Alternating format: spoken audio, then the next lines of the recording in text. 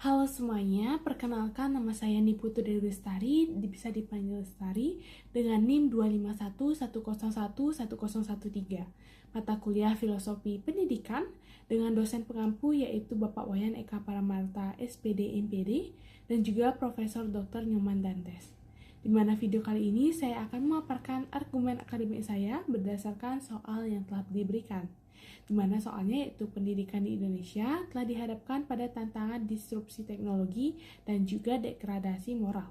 Bagaimana integrasi antara filsafat dan juga ilmu pendidikan dapat melahirkan solusi pendidikan yang humanis dan relevan dengan kebutuhan abad ke-21 saat ini. Pendidikan di Indonesia sendiri tengah berada di persimpangan yang krusial, terdiri antara dua tantangan, yaitu tantangan disrupsi teknologi dan juga degradasi moral. Kegagalan dalam memproses tantangan ganda ini tentunya akan menghasilkan generasi yang unggul secara teknis, namun hampa secara nilai atau sebaliknya. Solusi yang efektif dan berkelanjutan tentunya terletak pada integrasi mendalam antara filsafat dan juga ilmu pengetahuan, sebuah sintesis yang diperlukan untuk melahirkan model pendidikan yang tidak hanya relevan dengan tuntutan abad ke-21, tetapi juga humanis dalam esensinya. Filsafat sebagai kompas moral dan landasan humanis filsafat atau sebagai disiplin fundamental yang mengkaji hakikat atau ontologi dan juga nilai atau aksiologi harus menjadi jangkar moral dalam sistem pendidikan, di mana di tengah arus deklarasi moral yang sering dipicu oleh individualisme dan juga pemujaan materialisme akibat disrupsi, filsafat menegaskan kembali tujuan sejati pendidikan itu sendiri, yaitu memanusiakan manusia.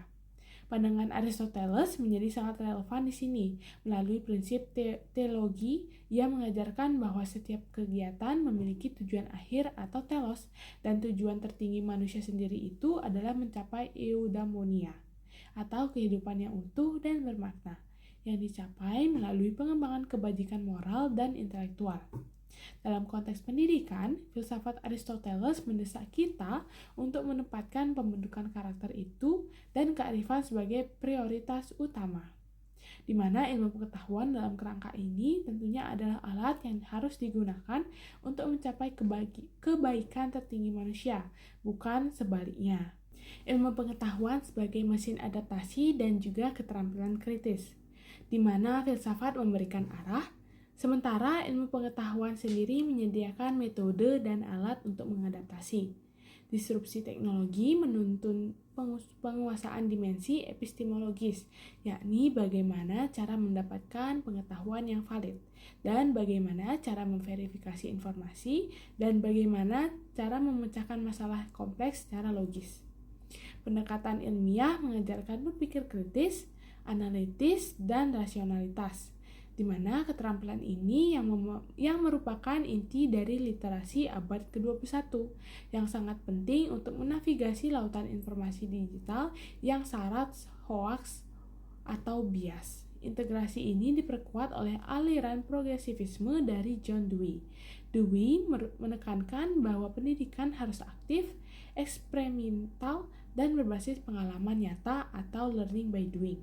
Bagi John Dewey, sekolah harus menjadi laboratorium sosial di mana peserta didik belajar secara ilmiah atau memecahkan masalah berbasis bukti sambil mempraktikkan tanggung jawab sosial dan kolaborasi. Model ini secara sempurna menjawab tantangan disrupsi teknologi, yaitu kurikulum menjadi dinamis dan berpusat pada pengembangan kompetensi abad ke-21 dan tidak hanya sekedar transfer fakta statis. Integrasi filsafat dan ilmu pengetahuan sendiri melahirkan pedagogi kritis dan juga etis.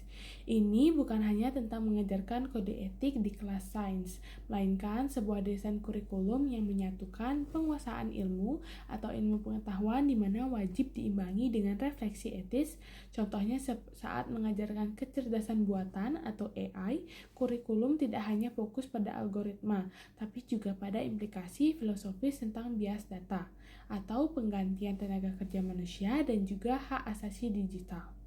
Sekian pemaparan materi dari soal yang telah diberikan. Saya Niputu Lestari, izin meminta maaf jika ada kesalahan kata dan juga kurangnya informasi dari yang saya sampaikan. Terima kasih telah menyaksikan video